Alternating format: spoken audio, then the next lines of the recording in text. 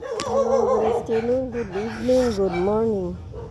Hindi tayo naka-video sa kainan dahil mainit ito kasi yung ano niya, napakainit sa cellphone. Kaya just only now, dito na lang tayo sa garden nag-video.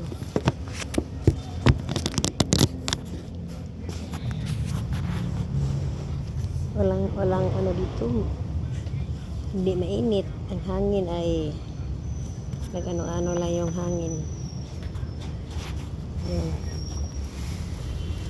Yan. So this is my garden here at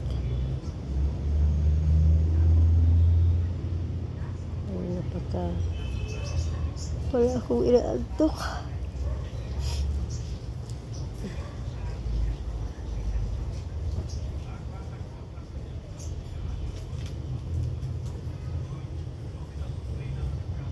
Sarap sana no kung ganito ka-quiet yung lugar mo, walang ingay. Ito yung garden ko. Si ano yan, si Peanut, my doggy. And that one there is the other part of my garden, Monica here.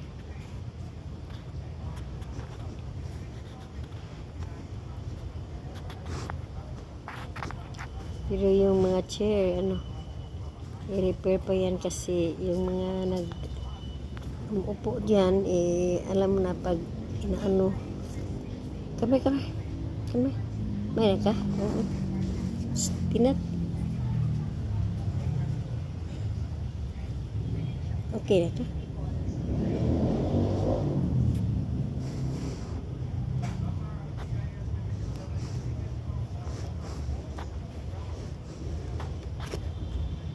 So this is my garden, Monica. Sa Friday naman, mag-ano tayo? Maglilinis na naman tayo dito, magwalis. Kasi I don't like na yung surroundings dito parang daming mga dumi. Kaya maglinis na naman ako this coming Friday afternoon after my mass at Santo Niño.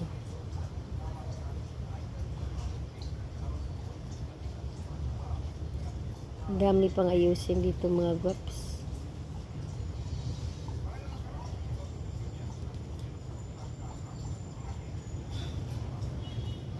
Hindi naman ito sa amin kaya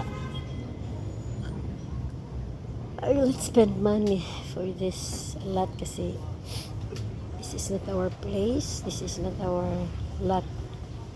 This is owned by a foreigner na nagpunta na doon sa ibang village. Doon na ho sila nakatira, matagal na year na doon sila nakatira. At yung bang sa viral sa video na pinakita na 2 tao na nalock daw, parang hindi mo maano yung parang hindi mo yun, hindi ka maka-understand kung ano ba yung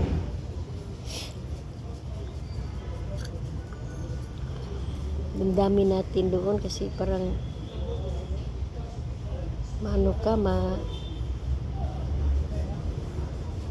magalit,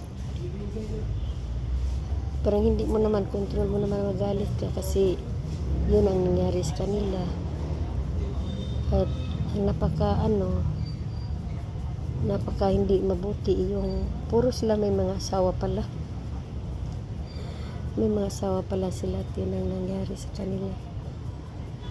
So it is hard to think na ganun ang mangyari sa kanila. Yung nakaw na pag-ibig.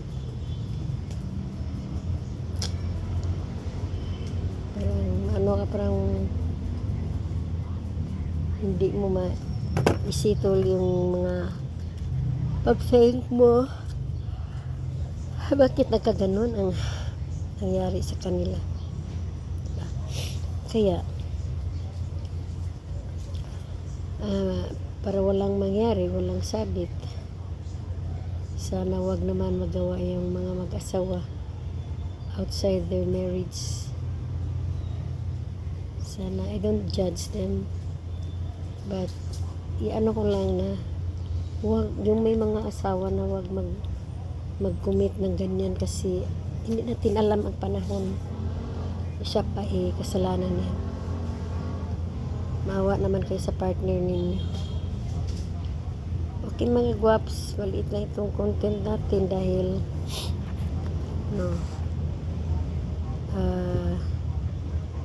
parang madidilim na dito sa patong dilim na dito sa it's almost 6 o'clock. Okay, take care. God bless all.